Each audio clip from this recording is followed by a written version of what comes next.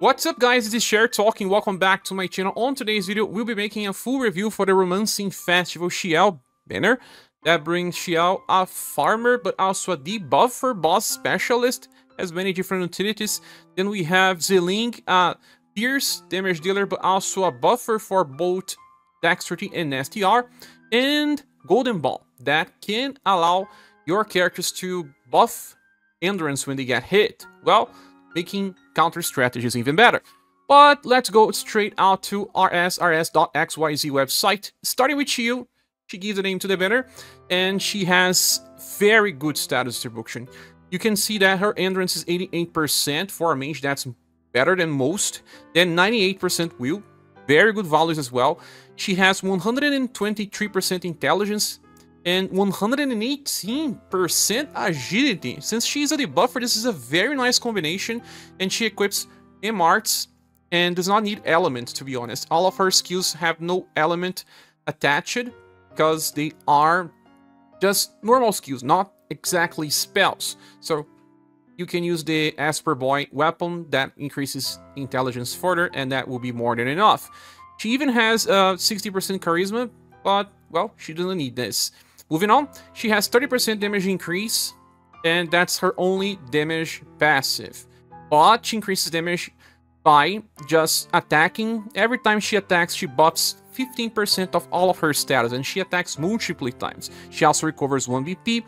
By the end of a turn, she recovers 2, and when attacked, damage taken is reduced by 25%. When you look on this, it may look like it's not enough, but it will be, because of how many times she attacks and such a high agility she also has. Well, when she attacks, she has double chases. The first one in Sense, it's a AoE attack with E power only, blunt damage that has a chance to debuff the enemy's STR by 10%. Well, chance to debuff. Her intelligence is more than enough, unless the boss keeps buffing you will be landing debuffs. Then she will chase with the Purple Smoke skill. That is a full AoE attack. This time it's just Shadow, and there's a chance to debuff intelligence by 10%. Well, again, her intelligence is nice. Her agility is very nice as well, meaning that she will usually go before the enemy. There are two bosses right now, Firebringer and Dragon, that have very high action order. So sometimes she may not go first, but, well, it will be just here and there. Okay, so she has two chases, and they will debuff STR and then intelligence by 10%. Very good start, right? And when she is attacking on overdrive, she gets an extra chase. Call it Purple Sadness. What's that? Rain. So Purple Sadness Rain is a full AoE shadow attack with B power that will be healing the HP of everyone's by around 250. Then will attack. And this attack has a chance to debuff the enemy dexterity and intelligence by 15%. So, an extra attack geared towards debuffing, and since all of her skills are AoE, she will be working on all types of challenges in the future for Spiral. Some of the floors will have multiple enemies, so a very good debuffer, especially with such a high agility.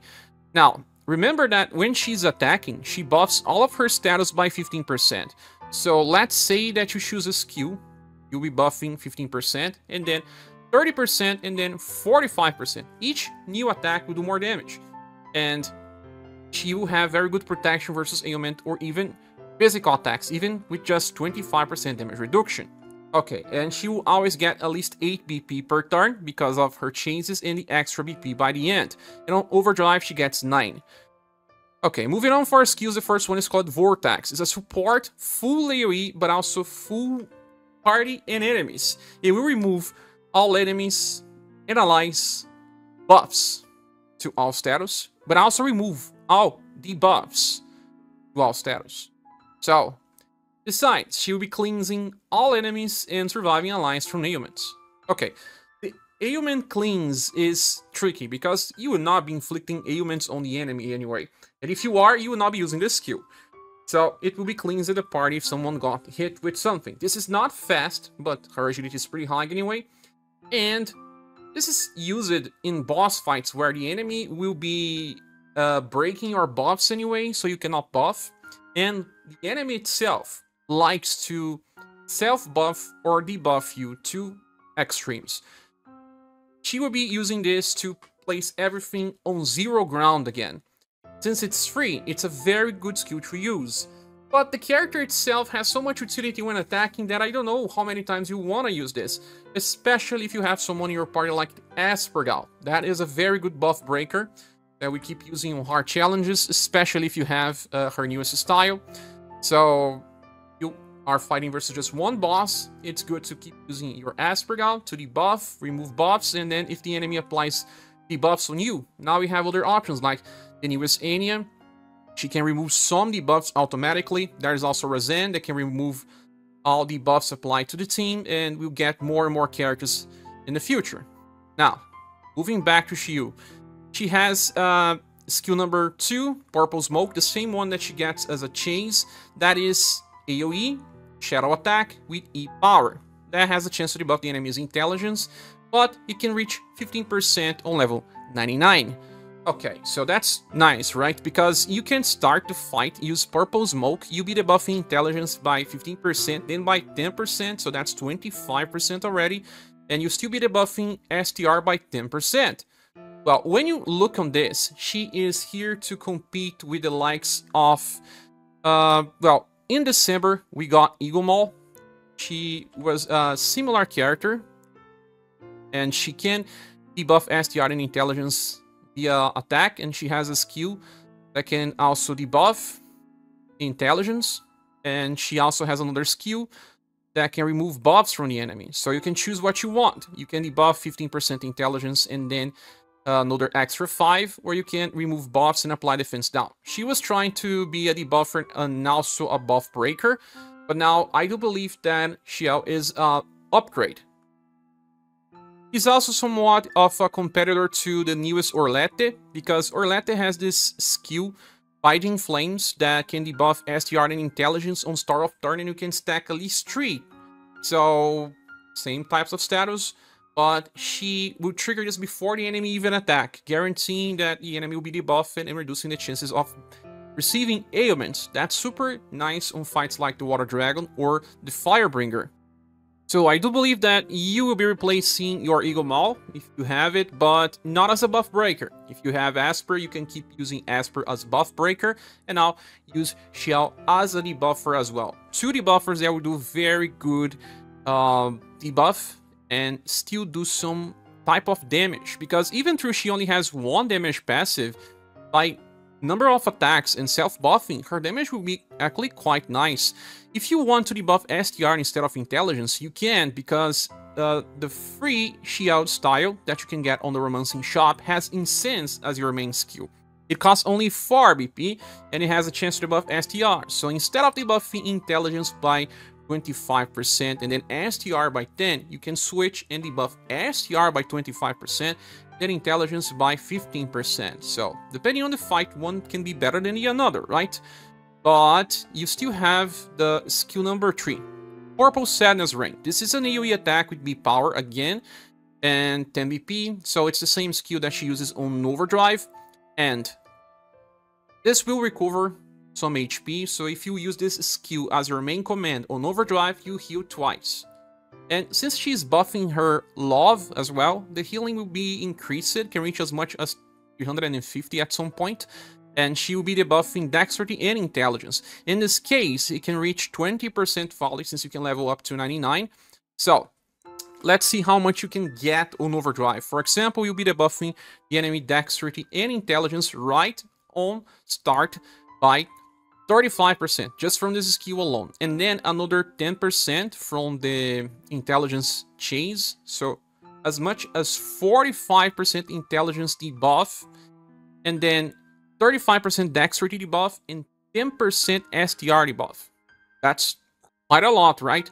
And again, she still does some okay damage by self-buffing and attacking multiple times. So, you can open the fight with Purple Sadness Ring, if you want, if the enemy uses dexterity-based attacks.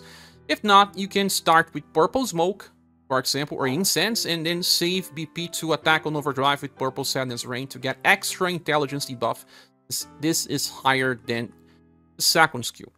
So, Schiele can really help on Overdrive Gauge, and something that you need to understand is that by multiple attacks, she gets a a lot of overdrive gauge as well. So here I am on Naurma SaGa website, and you can see that Purple Smoke charges 20 points of overdrive, while Incense Smoke, that is Incense in global, also charges 20 points of overdrive gauge. So that's already 40 points just with her chases and not accounting for the main command. So you could say that you are using the same Purple Smoke or Incense as the main command. Just there you charge it 60 points of overdrive. In 2 turns you'll get the full gauge charged, but you still have to activate on turn 3, unless the enemy attacks multiple times. And you can see that Purple Sky skill has 12 overdrive gauge increase only. That's not much different, you still get higher than 50 points, so that means that you still be able to charge your overdrive at 2 turns and most. So you will be able to use her skills on overdrive, and that guarantees that you'll be debuffing the enemy before the enemy attacks. That's very good in my opinion, but since she does not get overdrive points by the end of turn, when she attacks on overdrive, she still has to attack on the next turn, and then for the second next turn, and then on the third turn she can attack on overdrive again. So overdrives every 3 turns on general, with no support of anyone. And now let's check something else that she can do.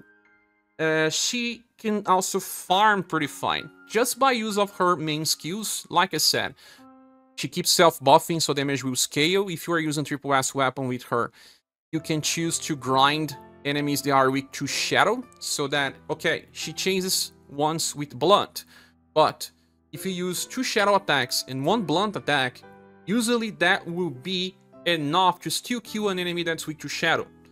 3 times E power equals high power triple S. And that's exactly what Galahad does, for example. Triple S damage. And you can just choose to go for the Shadow attack first. And then you can use Purple Smoke on auto. Don't even need to change her main cycle. Or if you want, you can just use Incense, and then you would chase again with Incense, and then use the second skill, Purple Smoke, that allows her to grind enemies that are weak to Blunt. You can also do something else. If you have this version of her, the first limited style, she has Hymn of the Night Wind. And this skill here is fast, so that you can use her on the Magical Shower EX formation. That increases weak damage by 15%. So this skill can also stun the enemy. Stunning the enemy increases the damage, if I remember correctly. Well, if the enemy has damage reduction passives.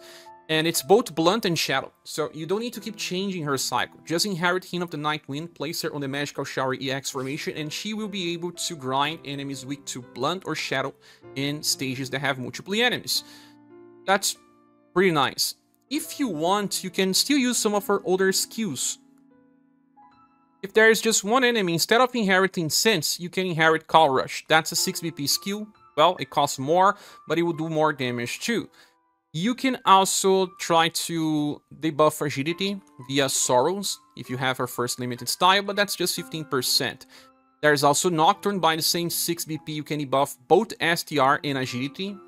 Well, if the enemy has some skills that are MRT based, this will decrease the damage even further. And there's also Black Hole. That's an interesting skill because this one will debuff STR and Agility. So if you are fighting versus MRT skills, this decreases 30% of the enemy STR and Agility.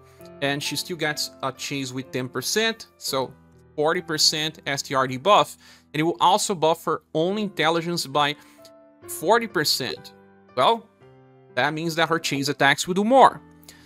If you have her newest style, you can decide to use this second skill that debuffs intelligence and will. That is okay if there's just one enemy, because debuffing will increase your damage as well. And there is also Sorrowful Soul. That is a skill that increases her defense. So she becomes better defensively and can debuff the enemy agility by 30%. Well, if agility is something that you want to debuff, remember that she gets 8 BP per turn and this skill is 9. So she becomes super defensive while debuffing the enemy agility. So plenty of different types of debuffs. Shield can debuff agility, STR, Dexterity, and Intelligence. All offensive status that a boss can use, but some of those will depend on having past inheritance. I really like Schiele, and I will probably be pulling because she also works as a farmer if you want. She is as close as you can say to a tier 0, like we were using OP grade system because of utility. A character that works in different fronts and is good for both veterans and newcomers. But should I say that she's a must-have? No. No, she's not. If you summon it for Orlette and also have, for example, Aspergal, I think you are safe. But if you want yet another debuffer that has different type of design, Schiele will work super fine. And there's no future version, but she works super fine as she is. The next character is Zhi Ling, and she is a damage dealer with just okay dexterity. 115% is not that high, but she can do quite a lot of damage. Her agility is very high as well with 100%, and her endurance and will are kinda just okay. Moving on, when she lands an attack, she will always chases with multi-shots. That's a S-power attack with very high mod, very close to double S power, and it's just pierce damage as you can see here. But that's okay, she's full pierce, nothing else.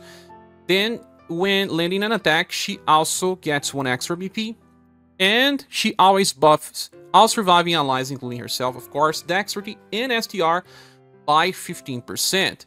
Well, it's actually 30% because she will be double attacking, of course. So, there's also something very different on this character. When she is using skill number 1, called it Daring Arrow, it's a free attack that is D power and buffs Dexterity before attacking by 25% on max rank. And then she launches an attack that will feel more like a C power attack. Every time she uses this skill, she gives herself a heat up that only improves the damage of this skill alone by 30%. This can increase 20 times per battle. But why would you be using the skill 20 times per battle? Depends on BP generation and, well, the skill itself will start to do a lot of damage, but I don't know if you want to use it 20 times. Realistically speaking, you may just use this up to 10 times in fight. But it's something that you get for free, right? Then, on start of battle, she gets 13 BP, and also on start of turn, she buffs all of her status by 15% every turn. So, if a boss removes buffs on start of turn, you lose it all.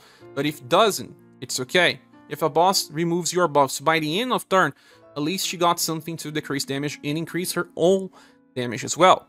So, in the end, she got 45% buff to herself when attacking. And she already starts with higher dexterity, hence why it's just 115. She gets actually 130 before attacking. Then she gets 30% increase in damage at all times. And when attacked, damage will be reduced by 30% as well. It's worth to say that this is her only damage increase passive. But with lots of status buffs, you actually get higher damage unless a boss will stop your buffs. Now, besides the first skill that we already discussed, we need to talk about the third one, Bow of Crow Dance. This is an AoE attack with just Pierce and S power that can only be used once per battle, and it, before attacking, grants the user this passive called Black Winged Allies. That's permanent in battle, and then she launches this AoE attack. Of course, she will already be buffing her status before attacking, and when she attacks with this, she will buff again. And this passive, Black Winged Allies, has this 50% chance to trigger an extra chase. The extra chase is skill number 2, Dance of Nightbirds. It's a single target attack that attacks 3 times, and each time you attack, you grant the target this Pierce defense down that decreases the defense of Pierce attacks by 20%, lasts for 2 turns, and it does stack. Since we just 3 hits, you decrease it by 20% 3 times. That's nice, because each new hit will do more damage. The attack itself is not that strong since it's the power, but if you are bringing other damage dealers with Pierce attacks, you actually increase damage by quite a lot. And even when you use Ball of Crowd Dance, you will have a chance to already follow up with Dance of Nightbirds. Imagine the perfect scenario. You attack with Ball of Crowd Dance, and it has S power, and then you will chase with multi-shots, and then you have 50% chance to change with Dance of Night Birds. The only problem I see with this character is that it gets just 1 extra BP by attacking. That means that if you start with Bow of Crown Dance, you're gonna use all of your BP, and then you have 4 or 5 BP on the next turn. And then you're gonna use the Ring Arrow, that will give you under at least 4 BP, sometimes 5 if you get the extra chains, and then you'll be cycling between Dance of Night Birds and Daring Arrow. That's your main cycle. And when you get double Dance of Night Birds, your damage is gonna be very nice. Especially again, if you have more than 1 damage dealer doing pierce damage. But the cycle itself may not be so good if the enemy stops your buffs. A lot of her damage will come from buff. But if you can at least keep doing pierce defense down, that's still okay, right? But it does reduce her damage by quite a lot, since she is a damage dealer that buffs the party STR and Dexterity. So she's also easy to slot, because if you are bringing people that uses spears, for example, they do pierce damage, but they rely on STR. Or a boss can be weak to both slash and pierce, and you can bring sword users or great sword users together with Zhi Ling. It's easy to slot her in the party. And she won't take as much damage, although she only has 1 damage reduction. Depending on your party, if you have lots of defense boosts, she can survive just fine. I would not say that Zhi Ling is necessary for Remembrance if you already have, for example, Jirei, Labelle, Liz. You already have the full party that would take all Remembrance fights from now on, but Zhi Ling is such a strong damage dealer that she would just make the fights even faster.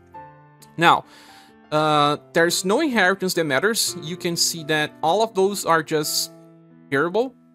You will not need to inherit. She comes already good to use. There's no need of anything else. But I believe that she faces lots of competition with Swift, that I'll be talking on a different review. They re-release it on different banners. Swift deals both pierce and cold damage. They work super differently. For example, Swift can't decide when he nukes, while Zhi Ling doesn't. She relies a little more on RNG. But Swift also does rely on RNG by number of hits, but since he's double element, I think he's a little easier to use, and he can survive even better. I cannot say who will be doing more damage. You can use them together if you have enough gens and space in your party. But Zhi Ling is a safe investment because she's a bow user and pierce damage dealer. We won't get as many pierce damage dealers in the future, so she works. She's a buffer, and if a boss does not stop your buffs, then Zhi Ling is gonna be very good. I will say that based on our best grading system, Zhi Ling will receive a triple S grade in the tier list. The biggest problem with Zhi Ling is that I don't think she's a very popular character, and she will not stay so relevant in the future, but, well, she works at least for right now and maybe 3 months into the future. But you should not expect a very long longevity for the character. The last character is Golden Baum, and she is still a physical tank of sorts with 120% endurance. That's a very big number, and 115% agility as well. Her STR barely matters because you are not using her for damage, but you always prefer agility instead of STR, even through MRs use both. She has very bad will for current day, 74 only, and that can lead into some problems. Just give her the best type of equipment that you have to buff will and ailment resistance, because she's going to need. But she's also made for physical fights, so if you're bringing her to a magical fight, maybe you are not using the character correctly. Moving on the start of a turn, she enters herself a stealth stance that is medium effect and lasts for just that turn, meaning that it triggers every turn, trying to decrease the chances of the character being attacked. But wait, didn't you say that she was a tank? She is, but on the same time, she does not need to be attacked. I'll explain later. She also grants all surviving allies defensive stance that decreases skill damage by 25% just for that turn, but it triggers every turn. That's good enough. And then she grants all enemies defense break that will decrease their defenses to skill only by 25%. So again, it's interesting that she wants to defend versus skills, but also increase our skill damage and not spell. It's always physical. Then she has a Screw Guard effect. That's right. when all allies are alive, she decreases damage taken for everyone by 20%. This will work for all sorts of attack, but you have extra 25% versus skills. Also, when she lands an attack, she recovers 2 BP. Also, when attacked, damage taken will be reduced by 30%, and if she's attacked by skills, then the damage will be decreased by another 40%. See that she will barely take damage from skills? Yes, we all know that. Moving on, first skill is Defense Liquid. It's a Mart's skill that has the power and grants the user guard up small to decrease damage taken by 12%, lasts for 2 turns. Does not stack, but it's just a free skill that you use when you have no BP. The second one seems more useful. Ghost Rush is a single target attack with a power that recovers all surviving allies BP by 1. Well, it's nice because this is something that she'll be using all the time after she used her best skill. That is Sticky Coating. It's a support only once per battle that grants the target all gooey. That's a permanent in battle.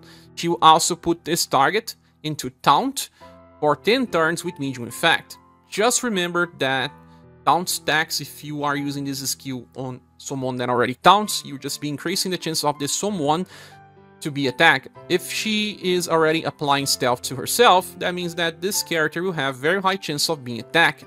But see that this All Gooey is the same passive that she has in her first premium style. See it here, All Gooey. When being attacked, all surviving allies will receive 15% buff to their endurance. This was something we used for many fights in the past, when bosses could not buff break us. If they remove our buffs every turn, then this becomes a little bit of a problem, because you can just increase your defenses via Liz, via Anya, or many other characters, instead of just buffing endurance, because those buffs, remember, from Anya for example, cannot be dispelled. Luminous Blessing gives 25% damage reduction for 3 turns, and this cannot be removed. Sometimes you may still want to have your endurance buffs, because the enemy has such a high, I don't know, STR or dexterity that you need to debuff the enemy or self-buff to reduce the damage taken. But there are multiple ways of handling the situations. You can use buff break on the boss to stop boss from buffing, or you can stack many defense boosts, so it doesn't really matter how much damage the boss does, you will just decrease it to very low numbers, especially if you have both Anya and Liz. This is a very popular strategy I have been using if you saw my live streams and all. So characters that can apply defense boost and keep stacking this will be nice. Liz also gives BP to the party, so those two things are similar when compared to Golden Baum. But I would not say that Golden Baum is bad. If the enemy does not stop your buffs, you will reach such a high endurance that the fight will become a joke. But most of the recent fights will have more rules where the enemy will stop your buff, sometimes after 2 turns, sometimes every turn, depends. Really depends. But giving All Gooey to someone of your choice is amazing, because you can then use it on 2 very good counter characters. For example, Julian. He's a very strong tank, already has high endurance, and he has the best type of taunt in the game that gives everyone stealth and himself taunt. So on turn 2, he's already ready for high chances of being attacked. Can give him another taunt, and every time that he gets hit, he'll be buffing endurance. He already buffs STR when he's attacked, and when he counters or just attacks, he buffs endurance. So you'll be getting endurance from 2 different sources, and you'll be getting at least both STR and endurance every time Julian gets hit. That will allow Julian to do more damage, but everyone else in the party as well, and they will survive better versus enemies that do physical attacks. Like I said, if you are using Golden Baum versus mage attacks, you are using her wrong. There is also the second best counter specialist in the game right now, that's Human Male. Human Male will be buffing STR and dexterity when he attacks, and, well, can counter 2 times with use of his second skill. So let's say that you give him a taunt, and you give this endurance buff when he gets attacked. Everyone will be getting better endurance. He will then be doing a lot of damage to the enemies as well. So you're just improving the gameplay mechanic. I will also say that now Golden Baum is just a character that makes counter strategies even better. Not really required. If you just have Julian, he will just work. If you just have UniverSe, he will also just work. Or many other counter strategies as well. Leonard will increase the counter mechanics by giving Ready to Rumble. Ready to Rumble gives STR and Endurance buff when you are attacking, 15% as well. And when being directly attacked, you trigger a heat up that 75% increase in damage after 5 triggers. So your counter especially will do more damage, and it will also just keep self-buffing STR and Endurance as well. So I would say that those characters are more considered to be add-ons to the strategy. They make the strategy better, but they are not really required. UniverSe and Julian are just so strong that they don't need really companions. But they are also not exactly like most tanks were designed in the past, that just needed to survive by themselves to finish the enemy. They are party players. They want the party to survive so that they can do even more. And now, just a small observation. I don't think Golden Baum only works with counter or tanks. You can place someone in the center of a Rising Phoenix or a Rising King formation, and that character already receives less damage and will receive more attacks from the enemies. Sometimes we place even Joe in the center of these formations, Rising Phoenix EX for example, and she can get that endurance buff to sustain better and allow everyone else to survive while still using her Flaming Force skill. So you can be a little creative sometimes, not just strict for counters or tanks. And as for inheritance, there are some that make sense, but I believe you are better off just running Ghost Rush since you use 5 VP and get 1 back, meaning that you can use all the time. But you could have some more to instead heal, or you can also use Shrine Dance that gives Guard Up large, decreasing damage taken by 35% for 2 turns. But she will need BP battery from someone else since she needs to attack to recover BP. Here, she only gets 3, and that means that she can only use this skill every 3 turns. That means 1 turn you won't be protected. There is also Care, that's a selectable skill to revive and recover, but uses LP. And Biter Spread, that can apply morale down small, so that you can actually use this skill and then go back to give VP to everyone. That just decreases damage taken by 15%, but it can be enough to help a little here and there. But she doesn't really need inheritance, she's good as she is, and like I said, not a mandatory character, just someone that will make counter strategies better. If you are allowed to buff endurance in a fight where the enemy does not buff break you, she will also really shine, and some stages of Spiral are designed like that, but none of the stages are also designed for you to require using Golden Baum. But she's a very fun character to play with. And based on our pass grade system, I believe she deserves a triple S grade in the tier list. Now, moving back to the banner image, is this banner worth summoning for in my opinion? Yes, but still okay to skip if you decide to do so. Because these characters are good, but they don't move the strategies too far. I believe Schiele is the best one still, because she's a very good debuffer and farmer, and she benefits both newcomers and also veterans. If you are missing out on debuffs, it's okay to pull for her. But Zhi Ling is a good damage dealer that also finds competition in the Global X banner. And Golden Baum, although very good, is not exactly mandatory in the game, but a very unique character where sometimes it's better to summon 4 unique characters and just keep summoning for the next damage dealer because they will be replaced, while this character can be a Joker card in some situations. But I still believe by itself the banner deserves a silver award because of the strategies still being just good and nothing really game-breaking like we got recently, like Joe, Kaiser, Liz. Those characters made a bigger impact in the game than those 3 would do. But with all that said, this is simple my opinion. I don't know if I'll be pulling, it will depend on my luck on the Global X banner. What do you think about this all? Please stay here in the comment section. Thank you so much for watching. Please subscribe if you haven't. And if you want to support the channel, we have links on the description like Patreon, PayPal, and Coffee buttons. I hope to see you soon in the next video or live stream. Bye.